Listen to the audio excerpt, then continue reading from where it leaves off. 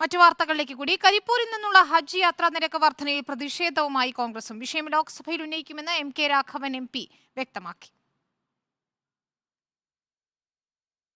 കരിപ്പൂരിൽ റീടെൻഡർ നടത്തണമെന്നും നിരക്ക് കുറച്ചില്ലെങ്കിൽ സമരത്തിലേക്ക് നീങ്ങുമെന്നും മലപ്പുറം DCCയും അറിയിച്ചിട്ടുണ്ട്. അഷ്കർ അലി കരിമ്പ് നൽകും വിവരങ്ങൾ. അഷ്കർ, വിഷയം ഇപ്പോൾ ഏറ്റെടുത്തിരിക്കുകയാണ്. കോൺഗ്രസും നേരത്തെ തന്നെ ലീഗ് ഇക്കാര്യത്തിൽ പ്രക്ഷോഭവുമായി മുന്നോട്ടു പോകുമെന്ന് അറിയിച്ചിരുന്നു. ഇപ്പോൾ എം.കെ. രാഘവൻ MP ഉൾപ്പെടെയുള്ളവർ പറയുന്നത് ലോക്സഭയിൽ വിഷയം ഉന്നയിക്കാൻ ഒരുങ്ങുന്നു എന്നതാണ്. ഏതൊക്കെ രീതിയിലാണ് ഇപ്പോൾ നീക്കങ്ങൾ?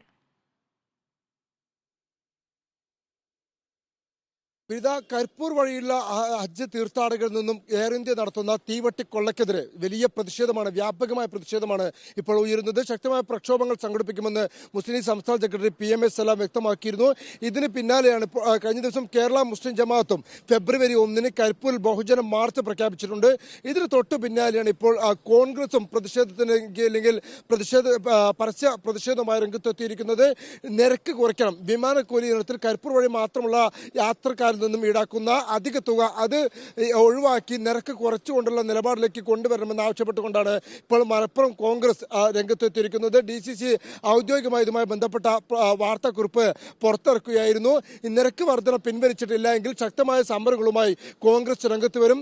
അതുപോലെ തന്നെ ഇത് വിഷയത്തിൽ റീടെൻഡറിംഗ് നടത്തുകയോ അതല്ലെങ്കിൽ കരിപ്പൂർ വിമാനത്താവളത്തിൽ വലിയ വിമാനങ്ങൾക്ക് ഇറങ്ങാനുള്ള താൽക്കാലിക അനുമതി കൊടുത്തുകൊണ്ടോ പ്രശ്നം പരിഹരിക്കണമെന്നാണ് DCC ഉന്നയിക്കുന്ന ആവശ്യം.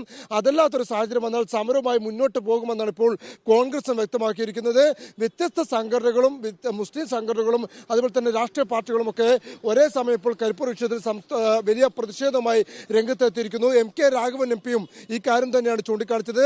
മലബാറിലെ എല്ലാ MPമാരും സംയുക്തമായി തന്നെ ലോക്സഭയിൽ ഈ വിഷയം ഉന്നയിക്കും. ആഗോള ടെൻഡർ നടപടി ആയതുകൊണ്ടാണ് ഇങ്ങനെ സംഭവിക്കാൻ കാരണമെന്ന കേന്ദ്ര ഹജ്ജ് കമ്മിറ്റി ചെയർമാൻ AP അബ്ദുൽ കുട്ടിയുടെ പരാമർശം M.K. രാഘവൻ MP തള്ളുകയും ചെയ്തിട്ടുണ്ട്. ഇത് രണ്ട് രാജ്യങ്ങൾ തമ്മിലുള്ള കരാറാണെന്നായിരുന്നു M.K. രാഘവന്റെ വിശദീകരണം. സമാനമായ രീതിയിൽ തന്നെ അബ്ദുൽ സമദ് സമദാനും P.K. കുഞ്ഞാലിക്കുട്ടി അടക്കമുള്ളവർ നിയമസഭയിലും ലോക്സഭയിലും ഈ വിഷയം ഉന്നയിക്കാനും തീരുമാനിച്ചിട്ടുണ്ട്. ഇന്ന് രാവിലെ തന്നെ P.K. കുഞ്ഞാലിക്കുട്ടി നിയമസഭയിൽ ഈ വിഷയം ഉന്നയിക്കുകയും ചെയ്തു.